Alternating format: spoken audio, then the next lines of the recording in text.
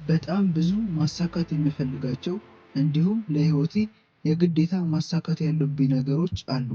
ግን በጣም ስንፍና ያጠቃኛል። ሄዶ ሄዶ ስራ የተባለ ነገር እስከሚያስጠላኝ ድረስ ለረጅም ጊዜ እንደዚህ ቆይቻለሁ። ሁሌ ዩቲዩብ ላይ እንዴት ዲሲፕሊን መሆን እችላለሁ፣ እንዴት መስራት ያለብኝን ስራ መስራት እችላለሁ፣ እንዴት ስንፍናን ማሸነፍ እችላለሁ ብዬ ሰርች አድርጌ ብዙ ቪዲዮዎችን አይቻለሁ።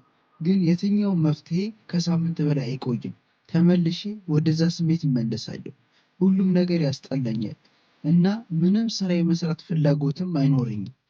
ለረጅም ጊዜ በእንደዚህ አይነት ሁኔታ ውስጥ ከቆየሁ በኋላ ግን የሆነ ነገር ማስተዋል ጀመርኩ። እሱም ስኬታማ የሚላቸው ሰዎች እነሱ ራሳቸው የማስበውን ያህል ዲሲፕሊን እንዳልሆኑ ነው። ቆይ ምን ለማለት እንደፈለግኩ በደንብ ላስረዳችሁ። እስቲ አንድ ጥያቄ ልጠይቃችሁ።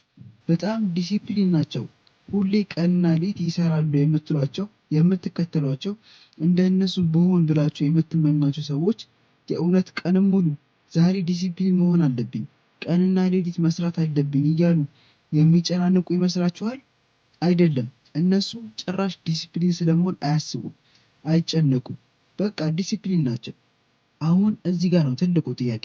ዲሲፕሊን በሆኑ ሰዎች እና በእኛ በሰነፎቹ መካከል ያለው ልዩነት እነሱ ሲጀመር ዲሲፕሊን ስለመሆን አያስቡም፣ አይጨነቁም። በቃ ዲሲፕሊን ስለሆኑ ወይም ዲሲፕሊን ነን ብለው ስለሚያስቡ። እኛ ደግሞ በተቃራኒው ዲሲፕሊን ለመሆን እንጥራለን፣ እንጨነቃለን።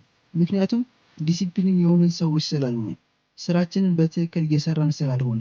ግን አሁን ነገሮችን ለእኔ በጣም የቀየረልኝን እውነታ ልንገራችሁ። ሁላችንም አንድ ትልቅ ነገር እንረዳለን። እሱ ማንም ሰው በዚህ ምድር ላይ ፍጹም አለመሆኑ።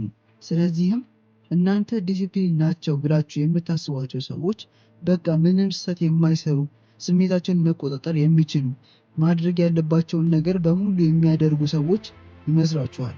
ግን እውነታው እንደዛ አይደለም።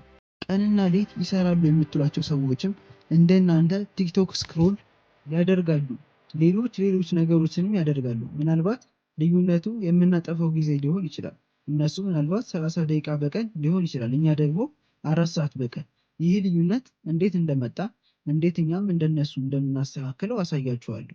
ስለዚህ አንድ የግዴታም ቢሆን መቀበል ያለባችሁ እውነታ መቼም ቢሆን ፐርፌክት መሆን እንደማይቻል ነው። በጣም ብዙዎቻችን ላይ ችግር የፈጠረ አባባል ቢኖር ነቲንግ ኢዝ ኢምፖስብል ወይም ምንም የማይቻል ነገር የለም የሚለው ነው።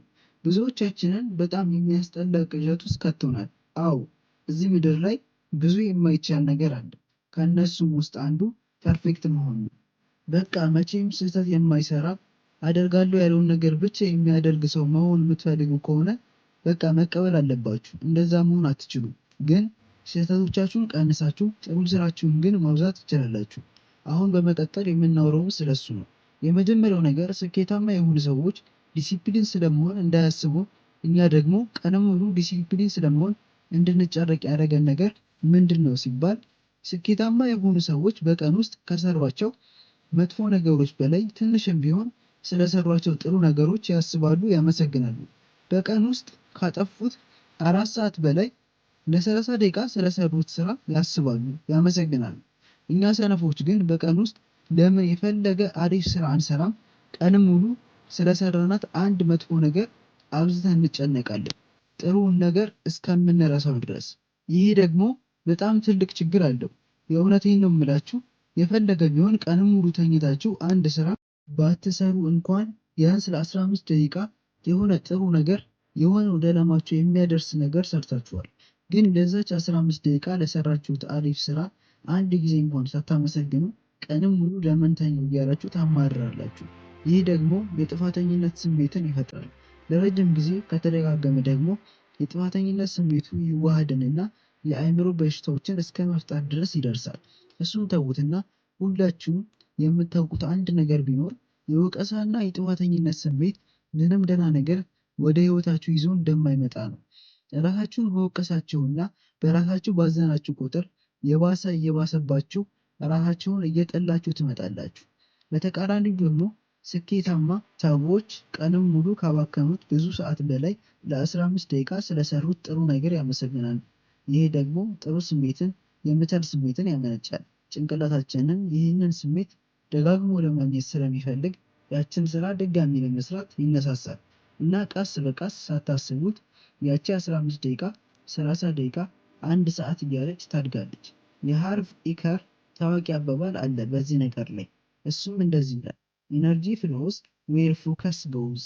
ይህም ማለት ትኩረት ያደረግንበት ነገር ላይ ኃይላችን ይፈሳል እናም ያድጋል። መጥፎ ጎናችን ላይ ትኩረት የምናደርግ ከሆነ እሱ ጎናችን ያድጋል። ጥሩ ጎናችን ላይ ስናተኩርም እንደዛ። መጽሐፍ ቅዱስ ላይም መጽሐፈ ምሳሌ ምዕራፍ 23 ቁጥር 7 ላይ በልቡ እንዳሰበ እንዲሁ ነው ይላል። በስተመጨረሻም እኔ ስንፍና እንዳሸንፍ የረዳኝ ነገር ጠቅለል አድርጌ ባጭሩ ልንገራችሁ። አንደኛ ማንም ፐርፌክት እንዳልሆነና ፐርፌክት መሆን እንደማይቻል ተቀበሉ። ሁለተኛ ቀናችሁ ላይ የፈለገ ይሁን ለምን ቀንም ሙሉ ምንም ነገር ሳትሰሩ አትውሉ? ስለሱ ማማረር ትታችሁ በቀን ውስጥ የሰራችሁትን አንድ ትንሽ ነገር ፈልጋችሁ ስለሱ አመስግኑ። አውቃለሁ ይህን ማድረግ ከባድ ሊሆን ይችላል፣ ግን ለእኔ የሰራልኝ ይሄ ነው። ሀሳባችሁን ኮሜንት ላይ አስቀምጡልኝ።